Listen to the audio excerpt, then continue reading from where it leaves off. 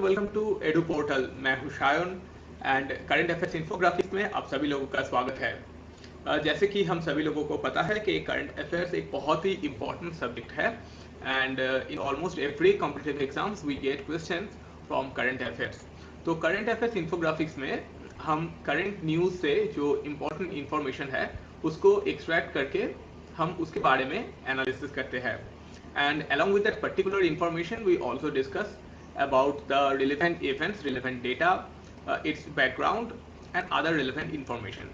ठीक है, तो चलिए आज का वीडियो सेशन शुरू करते हैं। So let's get started with our first article.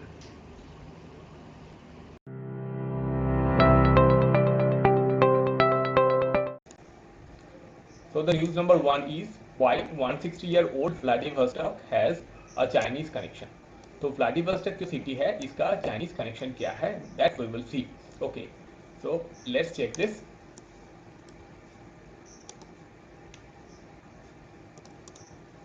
तो ये है व्लादिवोस्टॉक सिटी का location.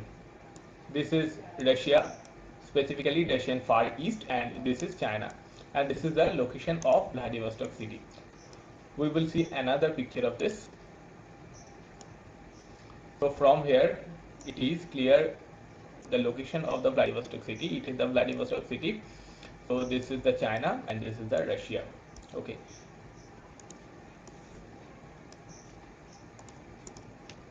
So Russian Far east, ये रशियन फार ईस्ट क्या है? ये it is the eastern part of the Russia. Russia का जो ईस्टर्न पार्ट है उसको हम रशियन फार ईस्ट बोलते हैं, और इसका जो एरिया है ये है 61,69,300 kilometre square. 36% of the territory of Russian federation. Russian federation का जो टोटल टेरिटरी है इसका 36% है रशियन फार ईस्ट। इस यहाँ पर दो ओशन का एक्सेस है, एक है पैसिफिक ओशन का और ये है आर्कटिक ओशन का। ठीक है, इसके बॉर्डर पे 4 कंट्रीज है बॉर्डर पे, एक China, Japan, US and north Korea. तो बहुत ही इंपॉर्टेंट जगह है ये। तो यहाँ पर व्लादिवोस्टॉक सिटी है। So Vladivostok city is the administrative centre of the far eastern federal district and Primorsky Russia. Far eastern federal district जो है रशिया का एंड जो प्राइमोर्स्काई है रशिया का, उसका जो एडमिनिस्ट्रेटिव सेंटर है वो है Vladivostok. So very important place Vladivostok, and it is located around the Golden Horn Bay. Okay, so this is the location of Vladivostok city. Now we will see what has happened. Okay, so Vladivostok was celebrating its foundation day on July 2, that is 160th anniversary of Vladivostok. Okay, so that time Chinese media users claimed the city Vladivostok has historical connection with the China. ठीक है, तो China के साथ ये Vladivostok city का historical connection है, ये वो लोग क्लेम कर रहे हैं। But why they are claiming? Because before 1860 the Vladivostok city, which belonged to Primorsky, so before 1860 Primorsky was a small settlement under the sovereignty of Qing dynasty. ये है एक चाइनीज डायनास्टी है। तो before 1860 it was under the Qing dynasty, but after 1860 it became the Russian territory. So at that time when it was under the Qing dynasty, Vladivostok was called Haishenwai, or the Bay of Sea Slugs. So after that there was first Opium War between China and Britain, and then there was second Opium War between China and Britain and France. Okay, so after that, after the war, and then after 1860 the Primorsky became the Russian territory. Okay, so because the Vladivostok is a city of Primorsky, so Vladivostok also became under the territory of Russia. Okay, so before 1860 it was under the Chinese dynasty, and after 1860 it became the Russian territory. So for this reason, China is telling that the Vladivostok city has Chinese connection. Okay, so this is the information regarding this news. So we will move on to our next article. So the news number 2 is China doubles down on claims on eastern Bhutan boundary. Okay, eastern Bhutan boundary पे China कुछ claim कर रहा है, that we will see.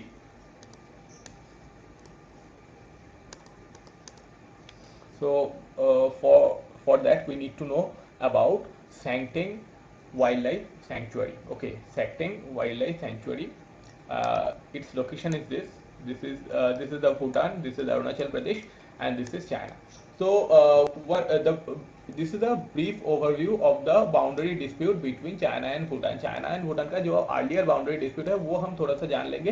ये जो है they have held 24 rounds of boundary talks between 1984 and 2016.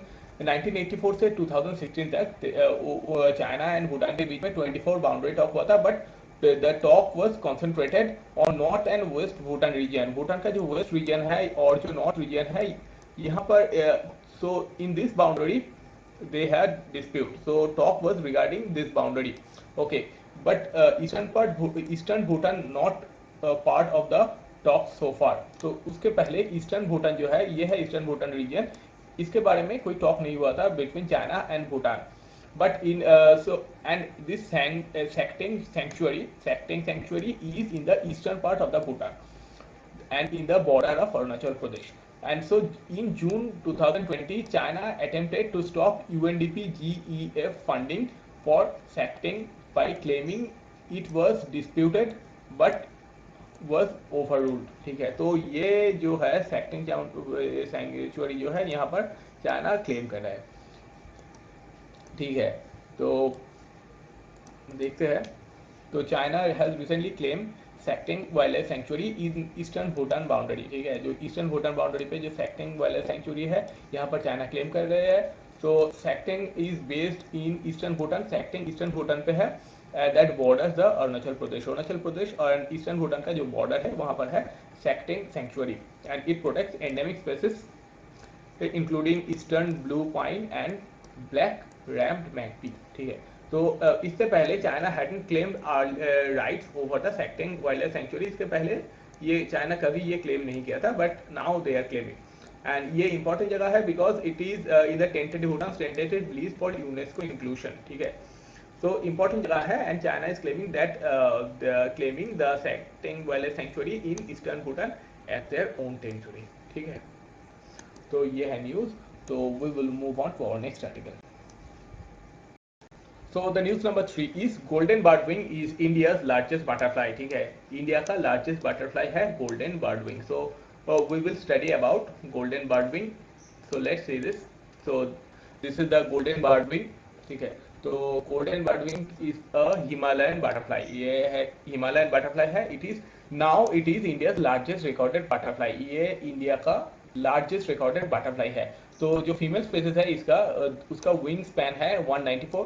ये wing span जो है बहुत ही इंपॉर्टेंट एक कैरेक्टरिस्टिक है जो हम यूज करते हैं मेजरमेंट के लिए. तो फीमेल स्पेसिस का है 194 mm. So before that southern bird wing which has wing span of 190 mm. तो इससे पहले साउदर्न बर्ड विंग जो था ये लार्जेस्ट था. So southern bird wing it was recorded by British military officer William Harry in 1932. So from 1932 ये जो southern bird wing है ये largest butterfly का रिकॉर्ड था. तो from 88 years the record was hold, but now the golden bird wing having a wingspan of 194 mm is the largest recorded butterfly for India. तो ये है फॉर फीमेल स्पेसिस के लिए. इसका जो मेल स्पेसिस है गोल्डन बटरफ्लाई का ये मच स्मॉलर है. उसका विंग स्पैन है 106 mm. ठीक है, सो ये गोल्डन बर्डविंग हिमालयन बटरफ्लाई है. इसका फीमेल स्पेसिस है लार्जेस्ट जो है इंडिया का लार्जेस्ट रिकॉर्डेड बटरफ्लाई 194 mm. इससे पहले था southern birdwing and male species काफी छोटा है इससे 106 mm. And female species recorded किया हुआ था Didihat Uttarakhand and male species was recorded from Wankhar butterfly museum Shillong. ठीक है, so let's move to our next article. So the news number 4 is US stance on CAA-TSA is unchanged. ठीक है, तो CAA-TSA पे US का जो स्टांस है वो चेंज नहीं होगा. तो हम देखेंगे कि CAA-TSA क्या है और why it is a concern for India. ठीक है, so CAA-TSA it stands for Countering America's Adversaries Through Sanction Act.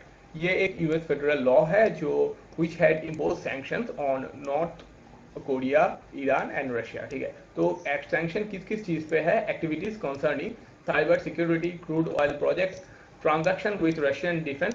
ठीक है, and arms transfer to Russia, Syria, etc. So USA has reiterated its position and asked all its allies, parties and partners, including India, to stop transaction with Russia. तो USA का जो allies and partners है उन लोगों को ये बताया कि तो रशिया के साथ ट्रांजैक्शन जो है उसको स्टॉप करने के लिए, और इस पार्टनर में इंडिया भी एक है. So we will see why it is a concern for India. So India, because India is all set to receive S-400 Triumph missile defense system from Russia. ठीक है. So Russia, तो ये है S-400 S-400 air defense missile from Russia. This system can track and shoot down about 80 simultaneous targets, including cruise, ballistic missile, aircraft, UAVs, as well as ground-based targets. ठीक है. ये India is going to purchase from Russia. ठीक है. So because India is going to purchase from Russia, so India could also face USA sanctions for purchasing from Russia under CAA TSA. तो ये जो law है इसके अंदर पे India भी पड़ सकता है, because India is purchasing from Russia, and along with that India is also to purchase MiG-29 fighter jet for Indian Air Force with Russia. ठीक है. तो ये भी है. तो यूएस जो है, US has reacted to countries including India on sanctions for the purchase of Russia, from the purchase of Russia arms. rationale had not changed. ठीक है. तो यूएस बता दिया है कि उसका जो स्टांस है, उसका जो पोजीशन है regarding CAA TSA, that will not change, and ask its allies and partners to stop transaction with Russia. And अगर ये stop नहीं किया तो they could also face USA sanctions for purchasing from Russia under the CAA TSA. ठीक है. So let's move to our next article. So the news number 5 is what India should do to get its energy transition right. तो energy transition सही करने के लिए India को क्या करना चाहिए, that we will study. Okay. So पहले देख लेते हैं इंडिया का कमिटमेंट क्या है. इंडिया का कमिटमेंट है to reduce greenhouse gas emission intensity by 33 to 35% below 2005 level 2005 का जो लेवल है उससे 33 to 35% कम करेगा to achieve 40% of install electric power capacity from non fossil sources by 2030. ठीक है. तो इलेक्ट्रिकल पावर कैपेसिटी जो है इंस्टॉल जो है उसका जो 40% कैपेसिटी है वो that we will get from non-fossil fuel sources by 2030. ठीक है. तो 2030 तक ये अचीव करना हमारा टारगेट है. एंड और एक है to achieve 450 gigawatt of renewable energy by 2030. ठीक है. तो 2030 तक ये हम इंडिया का कमिटमेंट्स एंड गोल्स है. तो पहले जान लेते हैं what is CEA, central electricity authority क्या है. It is an organisation constituted under section 3(1) of the Repealed Electricity Supply Act 1948. So it was then substituted by Section 70 of Electricity Act 2003, and part-time body from 1951, and it was a full-time body from 1975, and functions and duties are delineated under the Section 73 of Electricity Act. ठीक है. तो Electricity Act 2003 ये important है. तो what this CEA has told. ठीक है. तो as per the optimal electricity mix study, ये एक स्टडी जो that has been done by central electricity authority CEA. ये CEA क्या है. तो ये study, according to the study, it estimated 430 gigawatt non hydro renewable by 2030. ठीक है. ये एस्टिमेट किया है. And also estimated thermal capacity of at 266 gigawatt by 2030. And तो इस हिसाब से this makes the percentage of non fossil fuel in install capacity by 2030 64%. तो ये नॉन फॉसिल फ्यूल का जो परसेंटेज है वो इंस्टॉल कैपेसिटी का 64% हो जाएगा within 2030, which is much higher than Paris commitment. Paris commitment ने जो कमिटमेंट किया था उससे ज्यादा हो रहा है. So this will be achieved if we abide by the rules and regulation given by the Central Electricity Authority, because these reports have been given as per their study. Okay. So what we should do is that this is the suggested pathway. Build thermal capacity. Thermal capacity build करना पड़ेगा. Retire inefficient plan को को retirement देना पड़ेगा, and accelerate renewable energy production and storage capacity and और आदत भी है। तो ये हम अगर ये हम फॉलो करते हैं so we will do better and this will help in achieving our targets. Okay, so let's move to our next chapter. So the news number 6, it tells reservation is being undermined by privatization push and decline in political cloud of backward classes. ठीक है, तो हम पढ़ेंगे कि ये news क्या है और इस पे इम्पोर्टेंट आर्टिकल क्या है। तो the reservation have been one of the most effective techniques of positive discrimination in India. Positive discrimination के लिए बहुत ही एक effective technique है reservation, and it has helped towards the target of delivering social justice. Social justice दिलाने के लिए यह India पे एक बहुत ही इफेक्टिव टेक्निक है, बट ये कहा जा रहा है कि different development and policies have already undermined the reservation. ठीक है, एंड ये भी कहा जा रहा है कि judiciary has contributed to the erosion of reservation system in last 2 years. ठीक है, and privatization and framework of structural reform, जो privatization जो है and structural reform का जो framework है, this may affect the reservation system. तो ये कहा जा रहा है। तो यहाँ पर जो आर्टिकल है, important आर्टिकल है article 16(4)(a) that we will see. So article 16(4)(a), the 77th Amendment Act 1995. 1995 means during our Prime Minister P.V. Narasimha Rao, and it tells nothing in this article shall prevent the state from making any provision for reservation in matters of promotion to any class or classes of posts in the services under the state in favor of the scheduled castes and the scheduled tribes, which in the opinion of the state are not adequately represented in the services under the state. तो ये है act, ये important है article 16(4)(a). ठीक है, और इसका जो स्टोरी है सो फार ये हम थोड़ा सा देखेंगे। 1992 पे था, 1995 में था, जो हम कहा है कि 77th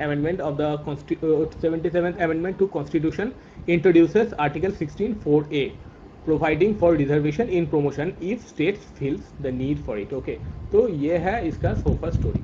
ठीक है, so we will move on now to our next article. So the next article is news number 7. Chinese muscularity in the South China Sea is leading to a growing chorus of protest. ठीक है, तो south China सी पे China का क्या activity है वो हम देखेंगे। ठीक है, तो देखते हैं।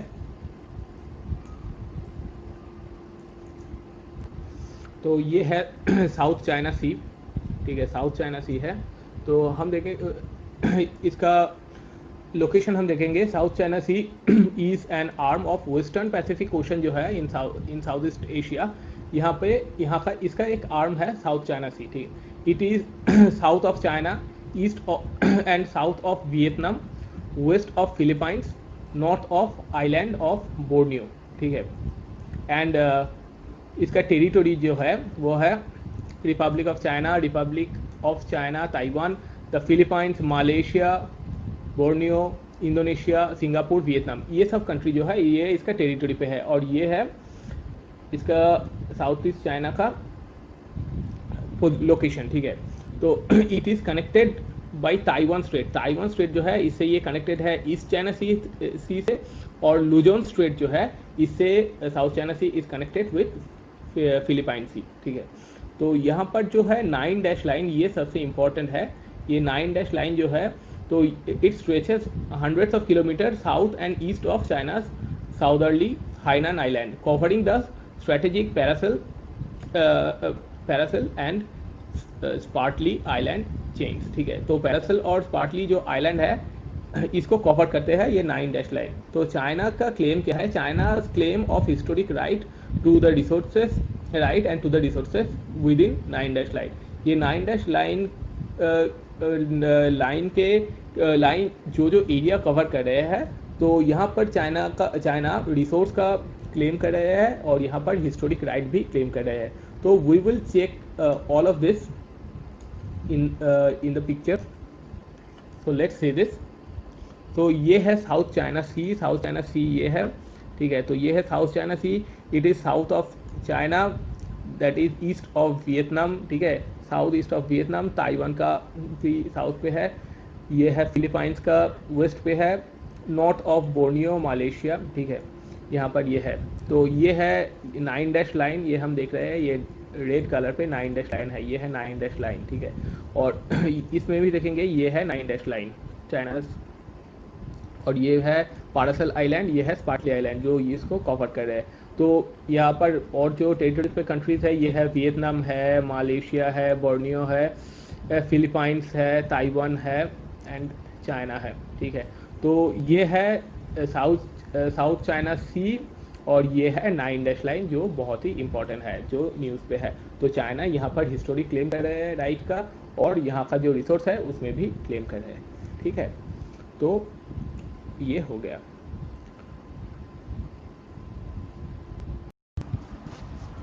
So here we will see quickly whatever we have studied so far. Okay, so first is Vladivostok, the Russian city, and then Sakteng Wildlife Sanctuary in Bhutan, then Golden Birdwing, the largest butterfly of India, then CAATSA, that is the federal law of US, and then the CEA, Central Electrical Authority, and then Article 16.4a for the provision of reservation, and then 9 dash line, that is in South China Sea. Okay, so we have discussed and studied these things. Okay, so आज के लिए discussion यहीं पे ख़त्म करते हैं। I hope you have enjoyed the video, and if you have any query आप हमारा मेल आईडी नीचे गिवन है उस पर भेज सकते हैं, और you can also write your opinion in the comment section, and for more updates subscribe to our channel, and thanks for watching this video. We'll be back soon with our next video, and till then अच्छे रहना, goodbye.